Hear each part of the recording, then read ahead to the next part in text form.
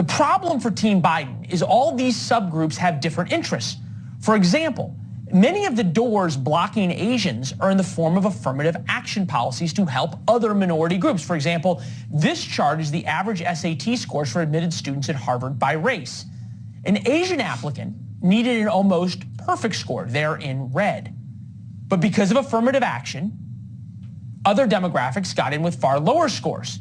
So you can see African Americans at the bottom. Harvard treated different people differently based solely on race. That's racism. Colleges can't do that anymore. Last year, the Supreme Court ruled racism is bad.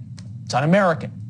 Colleges can't discriminate because of race. You'd think Kamala Harris, the karate VP, ready to kick down doors of discrimination, would love such a ruling. Not so fast, because it hurt blacks.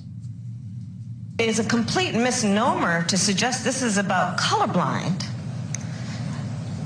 when in fact, it is about being blind to history, being blind to data, being blind to empirical evidence about disparities, being blind to the strength that diversity brings to classrooms, to boardrooms. All right, so now the twisted logic explained. Asians should kick down doors built and reinforced by Democrats to help blacks. It's kind of like the problem of pandering to the pro-Hamas types while still keeping the Jewish vote. In a larger sense, that's the problem with dividing Americans into groups and pitting us against each other. The founders envisioned America as one place, as one people, as Americans. That's why the president and vice president swear a loyalty to the Constitution that is supposed to protect all of us equally. Truly a radical idea.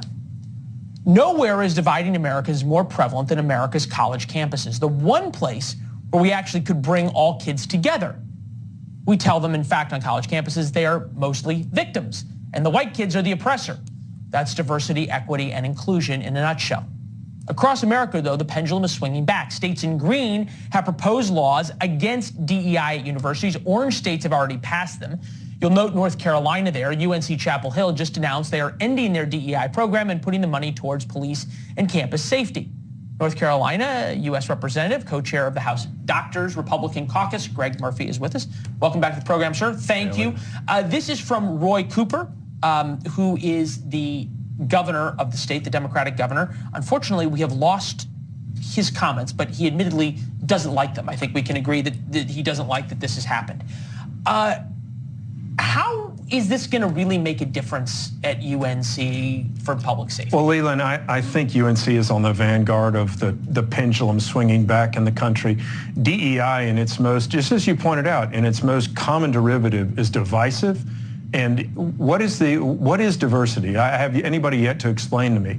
Is it diversity in just what somebody looks like? Is it diversity in opinion? Because you sure as hell don't have diversity of opinion on faculties on campuses where 98% are Democrat. What we need to do is go back to treating people like people, go back to the damn golden rule, and get rid of all this identity politics nonsense. And I'm happy to see UNC leading and doing that. All right.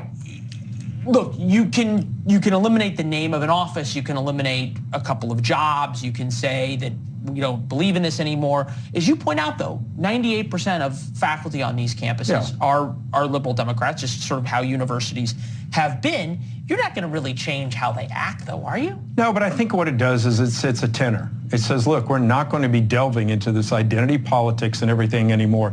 You know, Leland, I've seen a syllabus recently of a college campus of a professor teaching multivariate calculus who talked about all her white privilege and everything. The crap of the politics in classrooms needs to leave. The professors need to teach their damn subject and keep their personal politics out. I understand. I'm glad you're here for this conversation. But at what point is this the federal government's purview? Sure. Versus the states and the universities' purview? As conservative Republicans, how is telling universities that are state institutions what to do is Congress's purview? We have a thing called the ADA, the Anti-Discriminatory Act. It says no discrimination should occur. And this is, again, what the Founding Fathers said. And now what the DEI programs do is they license discrimination.